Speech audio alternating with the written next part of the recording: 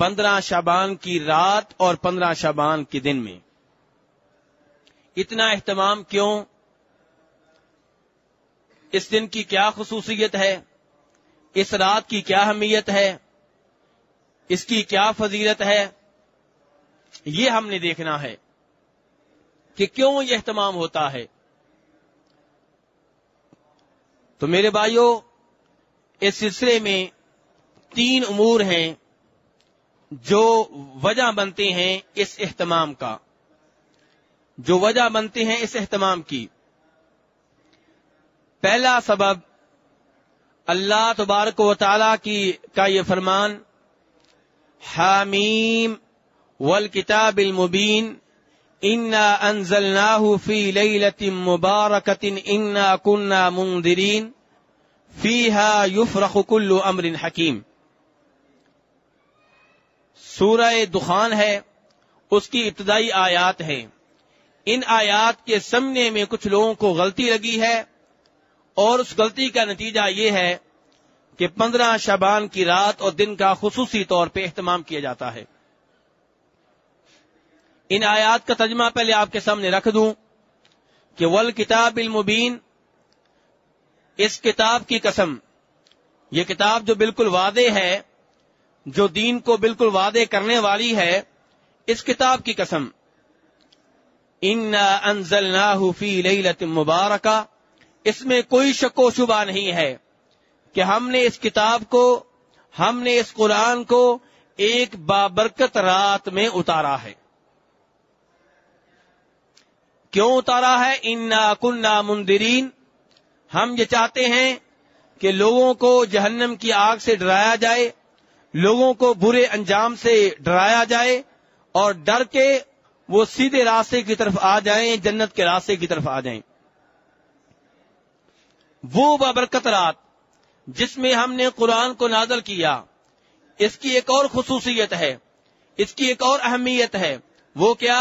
فیہا یفرق کل امر حکیم، اس میں فیصلے کیے جاتے ہیں ہر مضبوط کام کے، ہر مضبوط کام کے فیصلے اسی رات میں ہوتے ہیں جس بابرکت رات میں قرآن پاک نازل ہوا ہے۔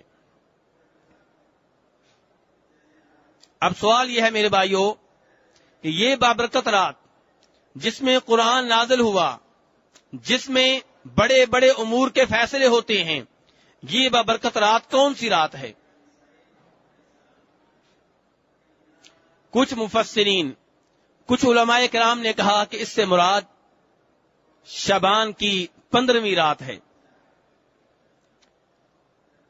اور یہ وہ تفسیر ہے، یہ وہ شرح ہے اس آیت کی، یہ وہ وضاحت ہے اس آیت کی، جس کی وجہ سے آج لوگ اس رات کا خصوصی طور پہ اہتمام کرتے ہیں، یعنی کہ شب برات کا۔ وہ سمجھتے ہیں کہ اس رات ہمارے فیصلے ہونے ہیں، اس رات فیصلہ ہوگا ہمارے رزق کا، فیصلہ ہوگا ہماری زندگی کا، فیصلہ ہوگا ہماری اولاد کا، فیصلہ ہوگا ہماری بیگم کا، فیصلہ ہوگا ہمارے کاروبار کا۔ اس لیے خصوصی طور پہ لوگ شب بیداری کا اہتمام کرتے ہیں، اور شام سے لے کے فجر تک اللہ تبارک و تعالیٰ کی عبادت میں مصروف رہتے ہیں۔ سوال یہ پیدا ہوتا ہے میرے بھائیوں، کیا یہ تفسیر درست ہے؟ یہ کہنا کہ وہ برکت رات جس میں قرآن نازل ہوا ہے وہ شعبان کی 15ویں رات ہے، کیا یہ موقف ٹھیک ہے؟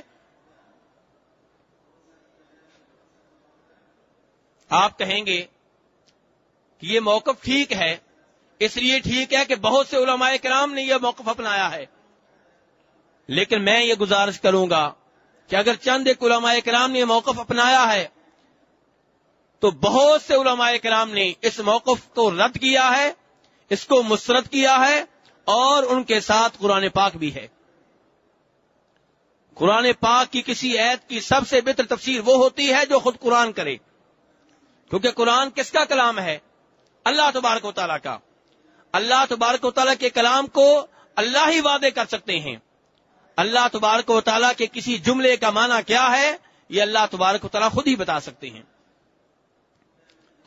تو قرآن کی سب سے بہتر تفسیر، سب سے بہتر شرح، سب سے بہتر وضاحت وہ ہوتی ہے جو خود قرآن میں آ جائے۔ تو آئیے خود قرآن سے پوچھتے ہیں کہ قرآن جس بابرکت رات میں نازل ہوا وہ رات کون سی ہے؟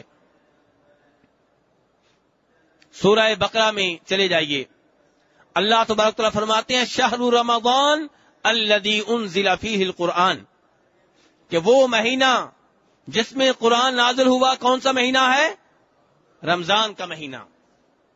پھر آپ نے ایک ایسے موقف اپنا لیا کہ قرآن جس بابرکت رات میں نازل ہوا اور جس رات فیصلے ہوتے ہیں وہ رات شعبان کی 15ویں رات ہے۔ میرے بھائیو، غلطی ہر ایک سے ہو سکتی ہے۔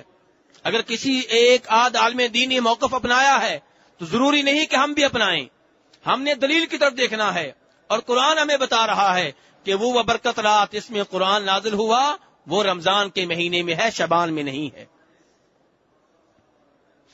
مزید وضاحت سورۃ القدر میں فرمایا انا انزلناہ فی لیلۃ القدر، کہ ہم نے قرآن کو جس رات میں نازل کیا ہے وہ رات شب قدر ہے۔ شب قدر کس مہینے میں ہوتی ہے میرے بھائیوں؟ رمضان کے مہینے میں ہوتی ہے، رمضان کے آخری عشرے میں ہوتی ہے، اور رمضان کے آخری عشرے کی طاق راتوں میں سے کوئی ایک رات ہوتی ہے، 21ویں رات یا 23ویں رات یا 25ویں رات یا 27ویں رات یا 29ویں رات۔